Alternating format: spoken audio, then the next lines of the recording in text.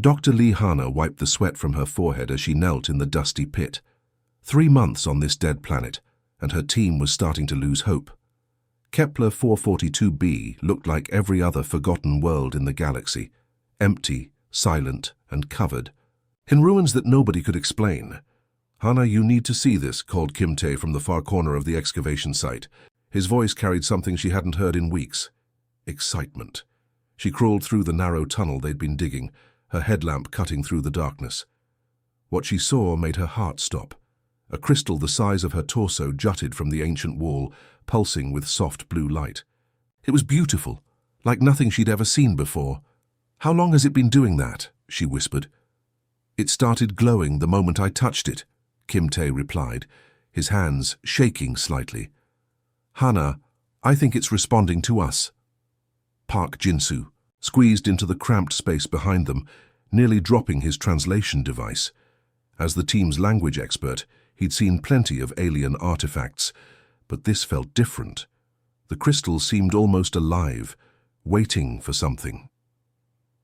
Hana reached out slowly, her fingertips barely brushing the smooth surface. The moment she made contact, the entire chamber filled with light. Holographic images burst to life around them, showing star maps more detailed than anything the Galactic Council possessed. These weren't just pictures. They were interactive, responding to her thoughts and movements. "This technology is impossible," Kim Tae breathed. "We don't have anything close to this level of sophistication."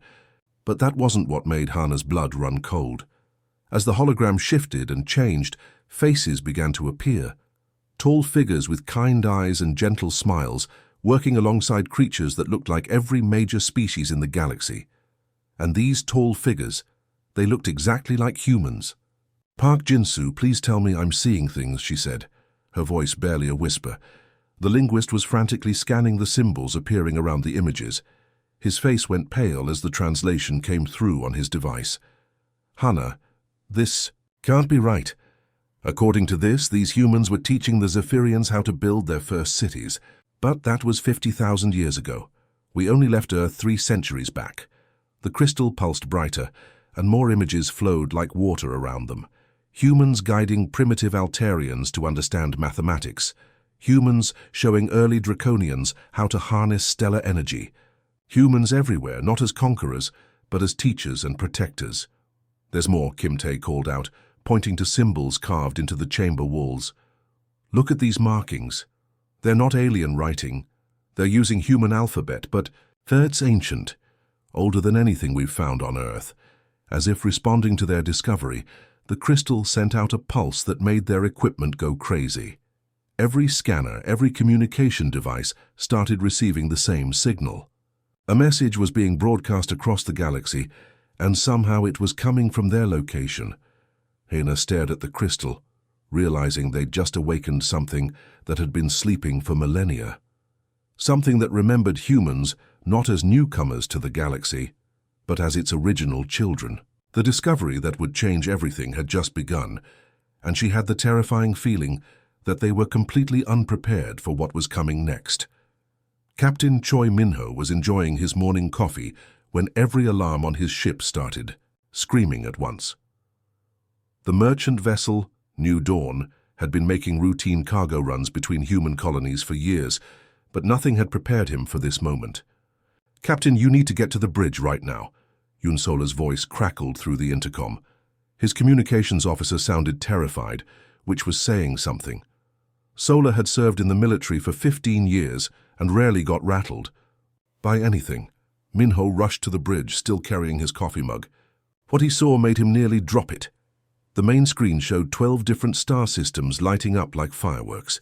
Dead worlds that hadn't shown any activity for thousands of years were suddenly blazing with energy signatures. "What am I looking at?" he asked, settling into his captain's chair. Young Daiho, his science officer, was frantically running calculations on his console. "Sir, these are systems that went dark before any of our species achieved spaceflight. According to galactic records, they've been dead for at least 50,000 years. But look at this." The screen zoomed in on one of the systems. Ancient. Satellites were powering up around a barren planet. Space stations that looked like they'd been built by masters were coming online, their lights creating beautiful patterns against the cosmic darkness. They're all transmitting the same message, Zola reported, her fingers dancing across her controls. Every single system is broadcasting on frequencies we didn't even know existed. The translation software is having trouble with it, but I'm getting bits and pieces. Play it, Minho ordered. The bridge filled with a sound unlike anything they'd ever heard. It wasn't quite speech, but it wasn't just noise either. There was something musical about it, something that made the hair on the back of Minho's neck stand up. Then the translation started coming through, word by word. The children have returned to walk among the stars. The crew fell silent. Jung. Daeho ran the message through their computers 3 more times, checking for errors. Sir, the translation is consistent, but there's something else. These signals aren't random. They're responding to something. Responding to what? To us, sir. Every time we change course, the signals adjust. When we moved closer to the Kepler system, the transmissions got stronger. It's like they're tracking our movement. Minho felt a chill run down his spine. Are you telling me these ancient systems are watching us? Not just watching, Sola interrupted, her voice shaking. Captain, I'm picking up new signals. Ships are launching from those dead worlds. Automated vessels that have been sleeping for millennia are powering up their engines. The main screen shifted to show dozens of sleek craft emerging from hidden bays on asteroids and moons. They moved with purpose, forming elegant patterns as they spread across the galaxy. Each ship carried the same message, broadcasting it stronger and clearer than before. Sir, Jung Daeho whispered, staring at his readings. These systems aren't just awakening randomly. They're awakening because they recognize us.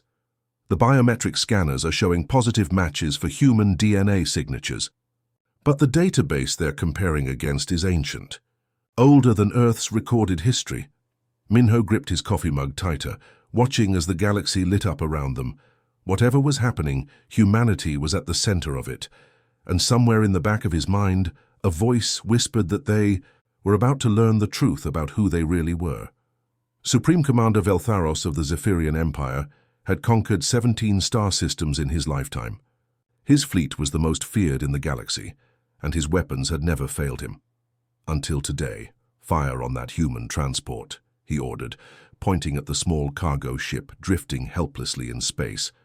It was an easy target, barely armed and completely outnumbered by his massive battle cruisers. His weapons officer pressed the firing button. Nothing happened.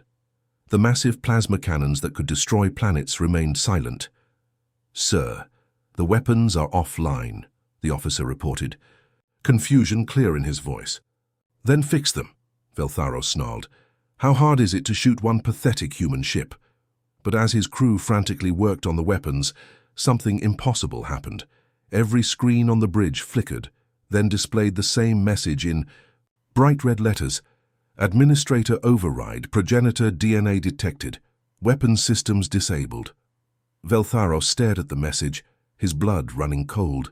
He'd never seen those words before, but somehow his ship's computer knew them. And it was treating the humans like they were in charge. Try again, he commanded. Use the backup systems. His crew tried everything. Manual targeting, emergency protocols, even the old kinetic weapons they kept for emergencies. Nothing worked. Every time they aimed at the human ship, their own technology shut down and refused to fire. Halfway across the galaxy, High Priestess Mor Andra was having her own crisis. She stood in the most sacred temple of the Altarian Federation, staring at murals that had been there since before her people learned to write. Summon the historians, she ordered her aide. I need to know everything about these paintings. The ancient artwork showed tall figures working alongside primitive Altarians. The figures looked remarkably human, teaching her ancestors to read. The stars build cities and create the technology that made their civilization possible. Your Holiness, her chief historian said nervously, these paintings have always been here. We assumed they were mythological, stories about the gardeners who supposedly helped us in ancient times. Look at their faces, Morandra whispered, pointing to the tall figures. Look at their hands, their eyes. These aren't myths. These are humans. The historian stepped closer, his eyes widening. But that's impossible. Humans are the youngest. species in the galaxy. They only achieved spaceflight 300 years ago.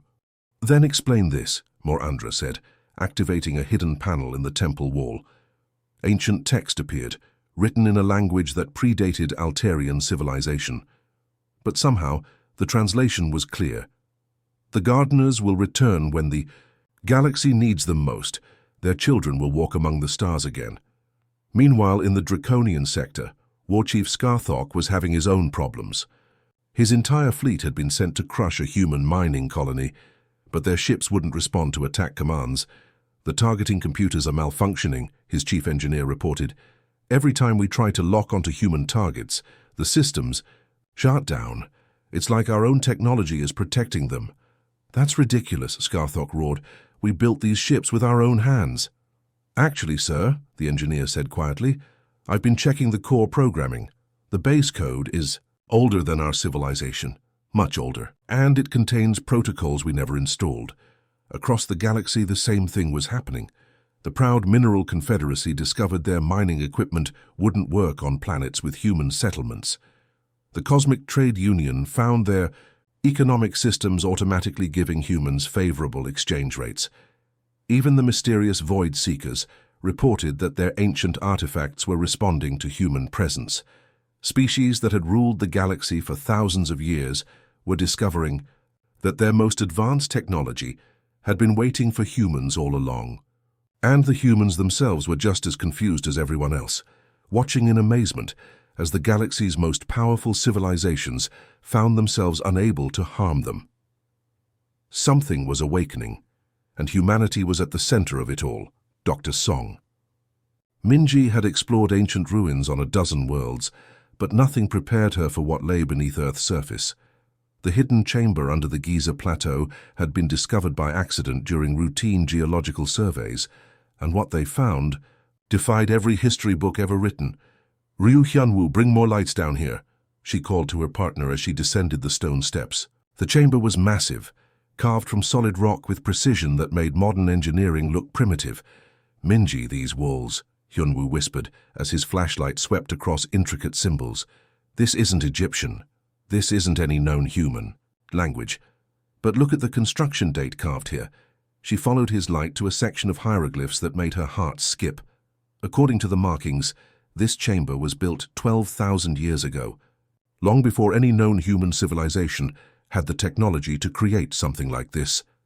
The moment she touched the central console, the entire room came alive. Lights that had been dark for millennia flickered on, revealing technology that belonged in science fiction, not an ancient tomb. And then the hologram appeared. The figure that materialized was clearly human, but there was something different about him. His eyes held wisdom that seemed older than mountains, and when he spoke, his voice carried the weight of countless centuries. "Welcome home, young ones," he said in perfect Korean, though his lips moved to different words. "I am Archive Fragment 7742. I've been waiting 50,000 years for this moment." Minji stumbled backward, her scientific mind struggling to process what she was seeing. "You're speaking Korean, but you're older than human civilization. How is that possible?" "I learned your language from your genetic memories," the hologram replied gently. "Every human carries within them the echoes of what we once were. I am what remains of your ancestors' knowledge, waiting for the day you would be ready to remember." Halfway across the solar system, Bae Junhee was making a similar discovery on Mars. Hidden beneath the red sand, his excavation team had uncovered a facility that hummed with power despite being buried for thousands of years. "Commander, you need to see this," his assistant called from the main chamber. "The AI system just activated itself." The holographic woman who appeared looked remarkably like Junhee's own grandmother, but spoke with the authority of ages. "Greetings, children of Earth. I am Memory Keeper 3891. Your species has forgotten much, but the time of remembering has begun." On Titan, Lim Seojun found another fragment. On Europa, Dr. Han Nayung discovered one more. Each AI was different, but they all called humans by the same names: children of the progenitors, the inheritors, those who chose to forget. "Forget what?" Minji asked the fragment in the Earth chamber. "What did we choose to forget?" The hologram's expression grew sad. You were not born on this blue world, young one. Earth was your sanctuary, not your birthplace. Your true home was among the stars, and you ruled them with wisdom and compassion. The AI showed her images that took her breath away. Humans in gleaming cities that spanned entire star systems. Human ships that moved like living things through space. Human scientists working alongside species that now ruled the galaxy, teaching them everything from mathematics to music. We were the first, she whispered. You were the gardeners of the galaxy, the fragment confirmed. Every intelligent species you know today learned their first lessons from human teachers. You guided them from primitive hunters to star travelers. You built the foundation of everything they call civilization. Across the solar system, other fragments were telling the same story to amazed human researchers. The galaxy's youngest species was learning they were actually its eldest children, and the truth was bigger than anyone had imagined. War chieftain Scarthok had built his reputation on crushing enemies without mercy. His draconian battle fleet had never lost a fight, and he wasn't about to let some upstart humans change that record. The human colony on New Sol was defenseless, perfect for sending a message to the galaxy. All ships, target the civilian centers, he commanded from his flagship's bridge. Show these humans what happens when they get too bold. His weapons officer, Vexthor, pressed the firing sequence. The massive plasma cannons that could level mountains charged up, their familiar hum filling the bridge. But just as they reached full power, something impossible happened. Every weapon on every ship in his fleet simply shut down. What is this? Scarthok roared, his scales bristling with rage. Why aren't we firing? Vexthor frantically worked his controls, sweat beading on his reptilian forehead. War chieftain, the systems are showing an error message. It says protected inheritors detected, weapons disabled by core protocol. Override it. I can't. Sir, the protocol is buried deeper than our base programming. It's like someone built this restriction into the very foundation of our technology. Scarthok watched in fury as his entire fleet drifted helplessly above the human colony, unable to fire a single shot. Even their boarding craft refused to launch when aimed at human targets. His own ships were betraying him. Meanwhile, Captain Ho-Ji-Won was investigating a derelict vessel found floating in deep space. The ancient ship called Kethmaral had been drifting for thousands of years, its systems barely functioning. But when her team boarded it, the dying AI inside had just enough power for one final message. You must tell them, the AI wheezed, through damaged speakers. Your species, not what they think. What do you mean?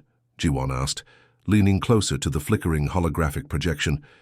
Humans were not born on that blue world. You were the first, the builders, the ones who gave us all the gift of stars. The AI's form wavered and sparked. We called you the progenitors. You taught us everything, made us what we are.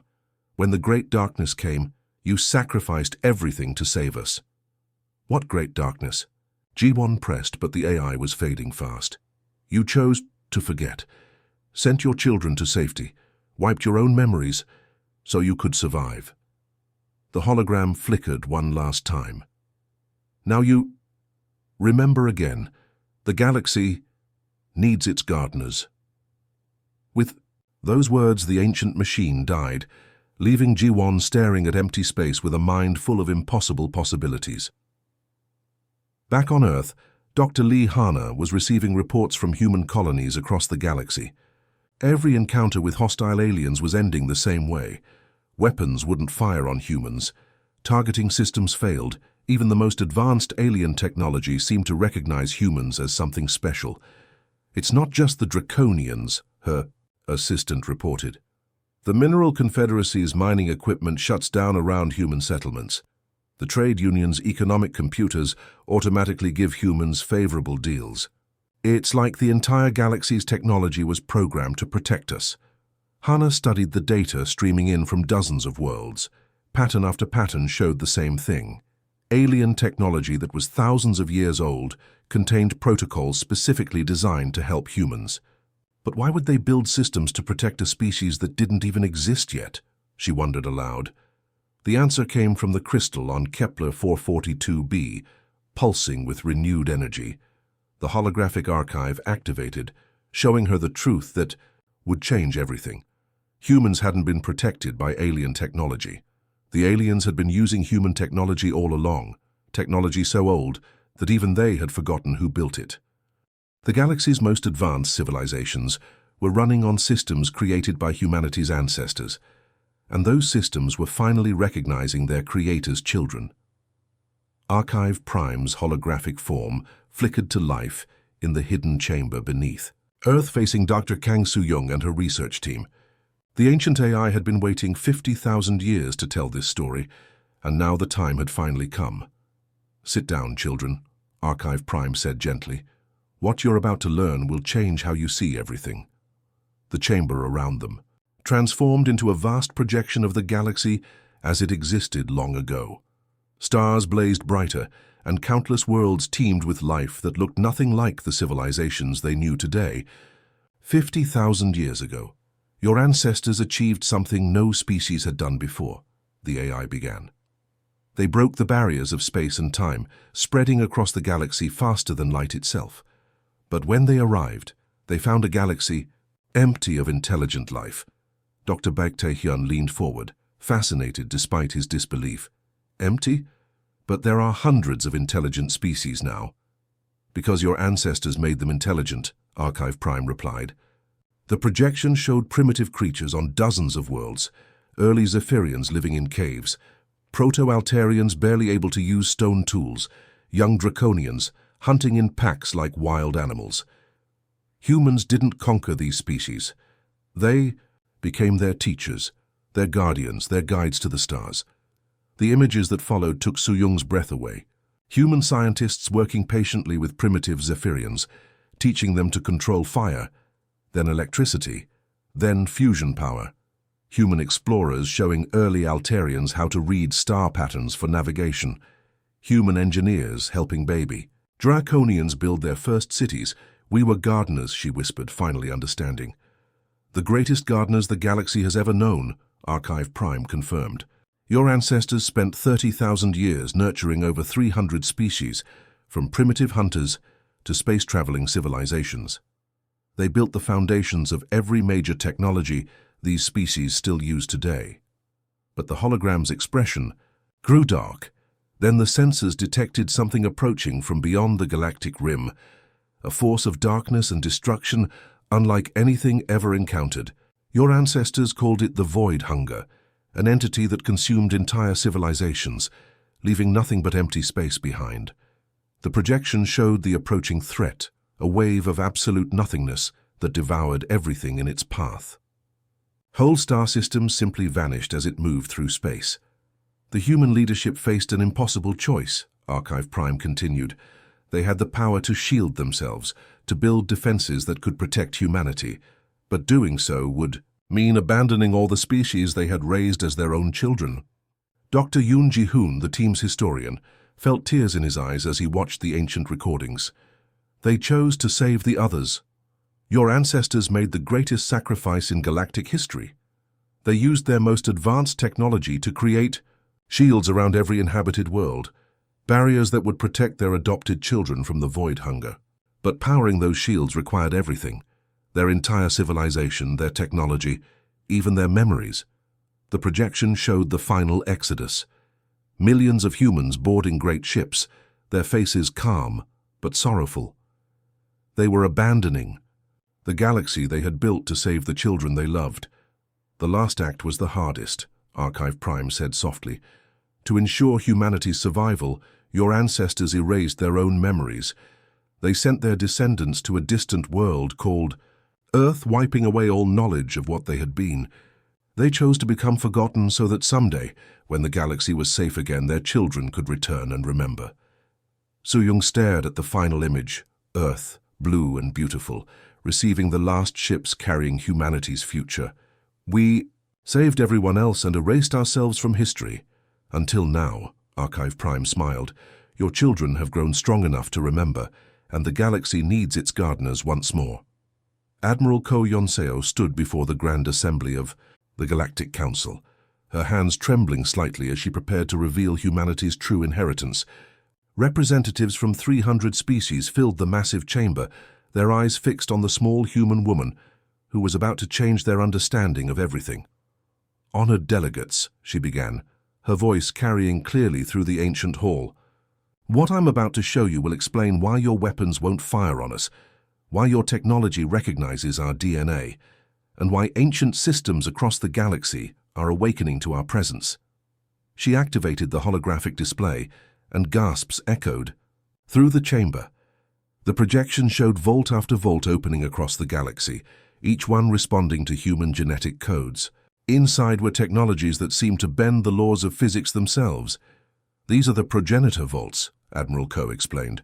"Built by our ancestors and hidden for 50,000 years, waiting for us to be ready to reclaim them." The first set of images showed terraforming technology that could transform dead worlds into paradise planets in mere days. Atmospheric processors that could create breathable air from nothing. Gravity generators that could make any planet feel like home. Counselor Thrandek of the Mineral Confederacy leaned forward, his rocky features showing amazement. These machines could solve the housing crisis affecting half the galaxy. "That's just the beginning," Fleet Admiral Nam Jihuan added, switching to the next display. Medical nanobots that could repair any injury, cure any disease, and extend life far beyond natural limits appeared on the screen. Our ancestors left us the tools to end death itself. The projection shifted again, showing defensive systems that could shield entire star systems from any threat. Energy barriers that could stop planet-killing weapons. Shields that could protect whole civilizations from cosmic disasters. "But this is what has everyone truly concerned," Admiral Coe said, her voice growing serious.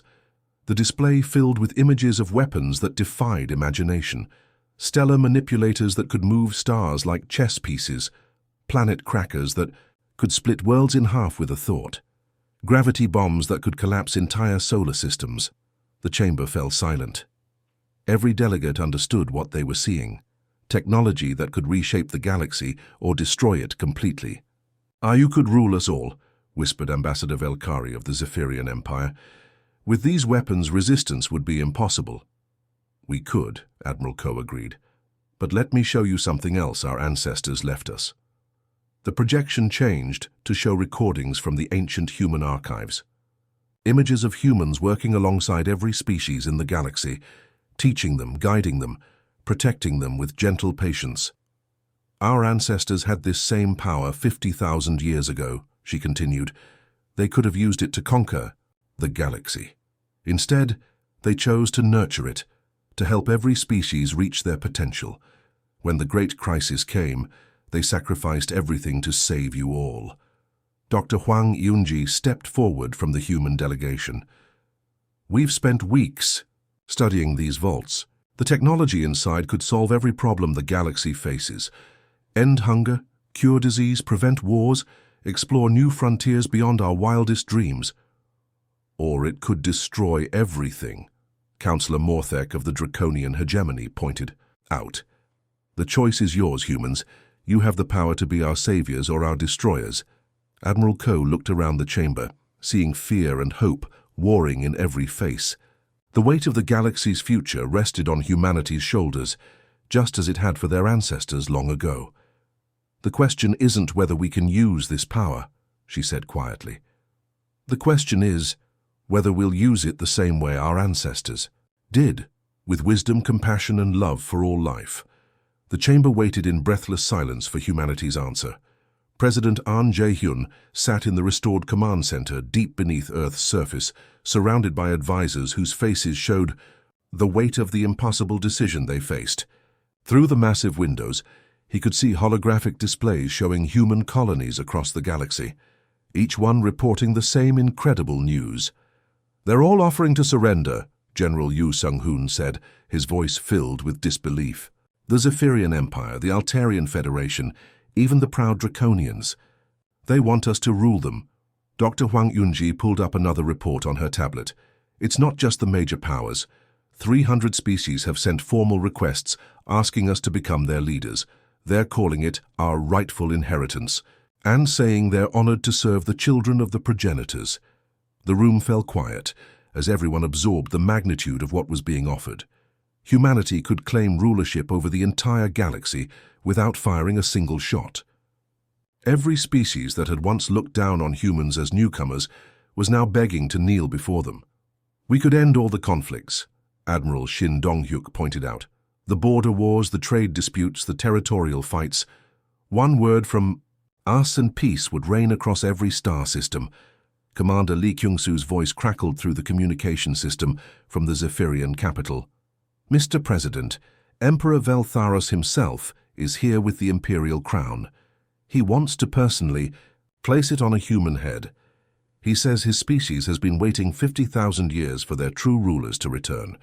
Similar reports flooded in from across the galaxy. Captain Im Seonwoo transmitted from Altarian space. The High Council has dissolved itself. They're asking us to choose their new leaders for them. They say humans understand governance better than anyone because we taught them how to build civilizations in the first place. President Ahn walked to the central display, which showed the galaxy in all its glory. Millions of worlds, trillions of beings, all waiting for humanity's answer.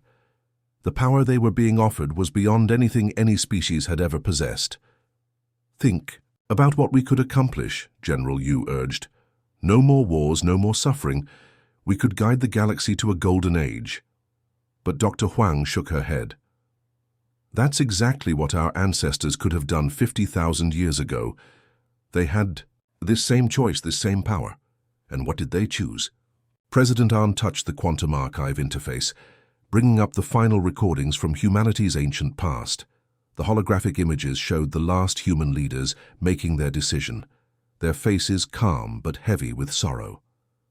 They chose to sacrifice everything, he said quietly. Our ancestors could have saved themselves and ruled the galaxy forever. Instead, they gave up their empire, their technology, even their memories to save the species they had raised as children. The room watched as the ancient recordings played out. Humans loading their descendants onto ships, preparing to forget everything they had been so that someday their children could choose differently. But we're not them, Admiral Shin argued. We could rule wisely, justly. We could be better than the current leaders. Could we? President Ahn asked. Or would we become just another empire, convinced that we know what's best for everyone else? He looked around the room at faces filled with hope, ambition, and fear. Outside, the galaxy waited for an answer that would determine the fate of countless civilizations. Our ancestors faced this choice and chose love over power. The question is, have we learned from their wisdom, or will we repeat the mistakes of every empire that came before us? The weight of 50,000 years of history pressed down on them as humanity prepared to decide the galaxy's future. Chancellor Jeon Min-seo walked slowly to the center of the restored Galactic Assembly, her footsteps echoing in the ancient chamber that hadn't hosted a gathering like this in 50,000 years. Representatives from 300 species filled every seat, their eyes reflecting a mixture of hope, fear, and anticipation. The building itself told the story, elegant human architecture that had inspired every major construction in the galaxy since. As she reached the central podium, Min-seo could feel the weight of history pressing down on her shoulders. "Friends," she began, her voice carrying to every corner through the advanced acoustics her ancestors had built into the walls. Now we remember what we were, what we built, and most importantly, what we chose." The holographic displays around the chamber came alive, showing the ancient human empire in all its glory. Cities that spanned solar systems, technology that seemed like magic, and everywhere the gentle guidance of humanity helping younger species reach for the stars. Our ancestors could have been conquerors, Min-seo continued. They had the power to rule forever, but they chose a different path. They chose to be teachers, protectors, and gardeners of the galaxy's growth. Ambassador Park Yohan stepped forward, carrying the new covenant document that would reshape galactic civilization. Today, we follow their example. We offer not domination, but partnership. The first announcement brought tears to many eyes. The terraforming technology will be shared freely with any species seeking new homes. No planet will remain lifeless when we have the tools to make it bloom. Gasps of amazement filled the chamber as the medical advances were revealed next. The healing technologies will be given to all who need them. Death from disease, injury, and age will become choices rather than inevitabilities. Even the former, enemies seemed moved by what came next. The defensive systems will protect every world that requests them. Never again will civilizations fall to cosmic disasters or aggressive forces. But it was the final announcement that truly showed humanity's character. The knowledge vaults will be opened gradually, allowing each species to grow at their own pace. No one will be forced to accept changes they're not ready for. Dr. Seo Bong-Su stood up in the human section. We're also establishing the Galactic Academy on Earth. Humans will teach alongside AI fragments of our ancestors, but the students will come from every world that wishes to learn. The response was immediate and overwhelming. The Zephyrian delegation stood as one, followed by the Altarians, then the Draconians. Soon every species in the chamber was on their feet, not in submission, but in partnership. "You're giving us everything and asking for nothing in return," said Elder Velkoth of the Ancient Confederacy, his voice shaking with emotion. "Not nothing," Minseo replied with a gentle smile. "We ask you to remember this moment. Remember that strength isn't about standing above others, but about helping them stand beside you." Over the following months, the galaxy transformed. Human teachers worked alongside alien students on hundreds of worlds. Ancient human installations became centers of learning rather than fortresses of power. The defensive grids protected everyone equally, and the medical technology flowed freely to any world that needed it. On Earth, the first class of the Galactic Academy welcomed students from across the stars. Young Zephyrians learned physics from human professors. Altarian poets shared their verses with human artists. Even Draconian warriors sat peacefully beside human children, all learning together. The galaxy had found its gardeners again, not as rulers returning to reclaim their throne, but as teachers ready to help their children reach heights even greater than before.